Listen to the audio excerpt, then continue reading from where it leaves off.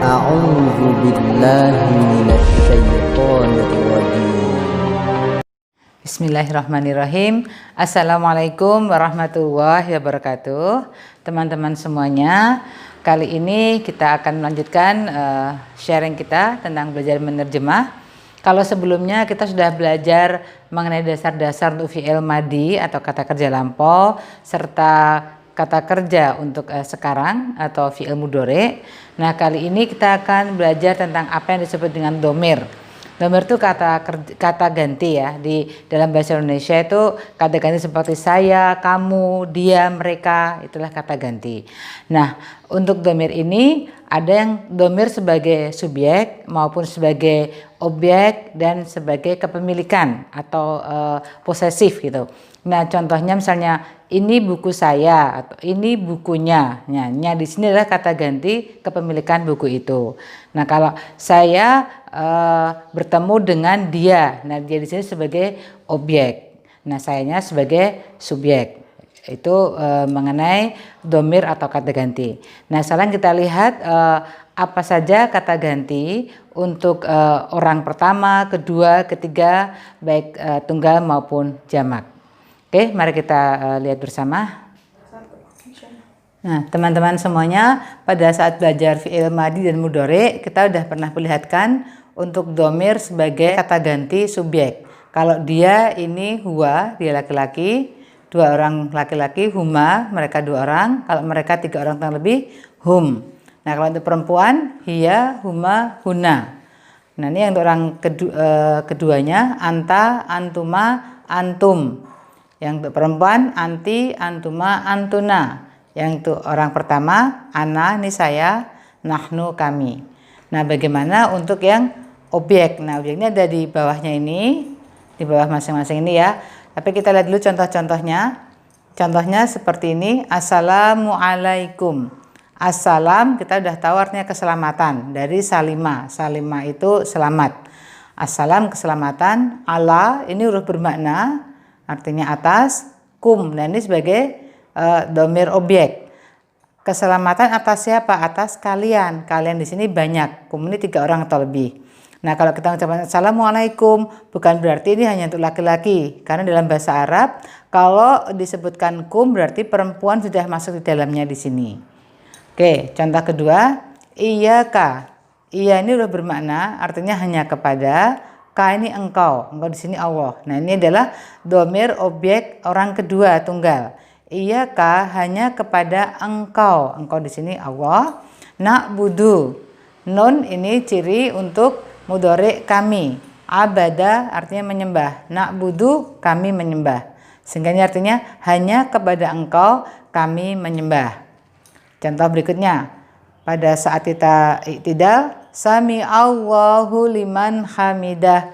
Sami'a mendengar, Allah mendengar. Kalau Allahnya pakai domah, berarti ini Allah sebagai pelaku, Allah yang mendengar. Liman, li ini bagi, man orang yang.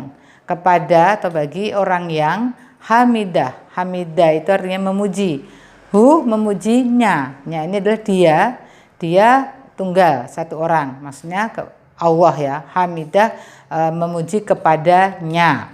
Sehingga artinya kalau pada saat i'tidal setelah ruku itu sami Allahu liman hamidah, Allah mendengar kepada orang yang memuji kepadanya. Oke, ini masih surat Al-Fatihah di ayat yang ke-7, an'amta alaihim. Kita lihat di sini ta, ini ciri engkau untuk madhi. An'ama ini artinya memberi nikmat, sehingga an'amta engkau telah memberi nikmat. Ala atas, him ini adalah domir objek untuk mereka, atas mereka. Sehingga di sini an'amta alaihim artinya engkau telah berikan nikmat atas mereka. Nah, dari keempat contoh ini kita lihat beberapa domir. Di sini kum adalah untuk kalian, orang kedua banyak. Kemudian ka, engkau, satu orang tunggal. Kemudian hu, dia, satu orang tunggal.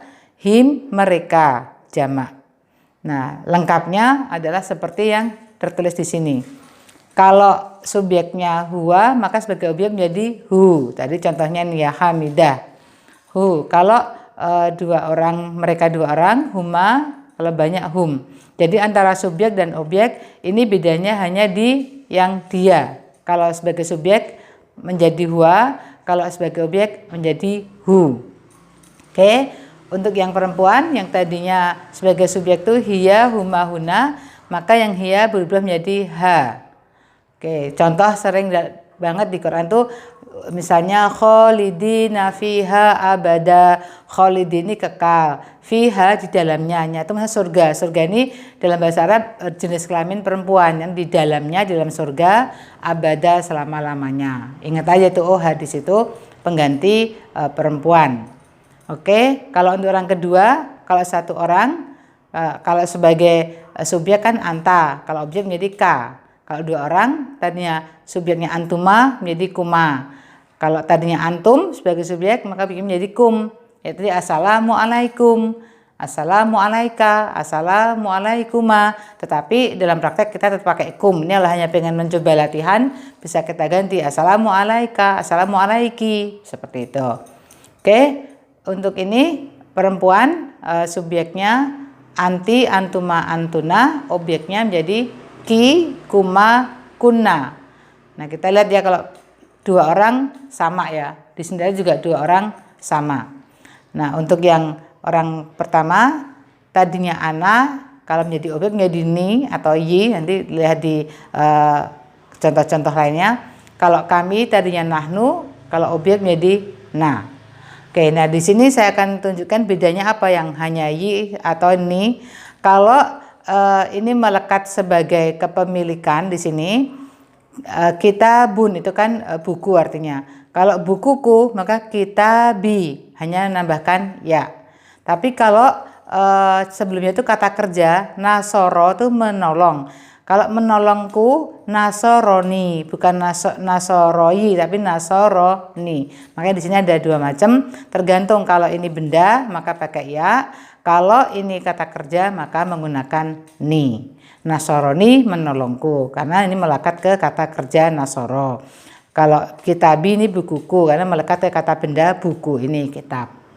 Oke, saya rasa itu dulu untuk belajar domirnya. Baik teman-teman, tadi sudah kita belajar mengenai domir, kata ganti sebagai subjek, objek maupun kepemilikan. Seperti tadi kita lihat, kalau sebagai objek dan kepemilikan tuh hampir semua sama, hanya beda di yang melekat ke kata kerja atau ke kata benda. Untuk saya aja menjadi tambah ya atau menjadi ni. Silahkan nanti latihan dengan membaca Al-Quran, mana-mana yang menunjukkan itu ada domir. Pasti akan ketemu banyak sekali di situ. Oke, semoga bermanfaat. Assalamualaikum warahmatullahi wabarakatuh.